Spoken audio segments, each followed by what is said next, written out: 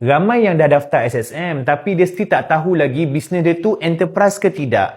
Jom yang ni jawapan dia. Nombor 1, ramai yang tanya kalau untuk enterprise ni perniagaan apa yang boleh daftar dengan enterprise? Jawapan dia tak kisah. Korang ni buat bisnes, servis, F&B, korang ni jual barang, online, offline, apa sahaja bisnes boleh daftar under kategori enterprise. Nombor 2, ramai yang tanya tentang berapa had limit untuk nak buat keuntungan dengan enterprise. Jawapan dia tak kisah. Berapa banyak keuntungan yang korang nak buat dekat enterprise pun boleh. Kita selalu bagi tahu enterprise pun boleh sama berjaya macam Senam Berhad juga sebab kita tak ada had limit. Nombor 3, tentang macam mana nak tahu nama bisnes tu enterprise ke tidak. Tak semestinya kita kena letak perkataan enterprise juga. Korang boleh je letak perkataan solution, venture, services, global, empire, even kalau tak nama IC pun boleh. Dikira sebagai enterprise juga. So, enterprise korang nama apa? Dalam banyak-banyak saya sebutkan tadi tu.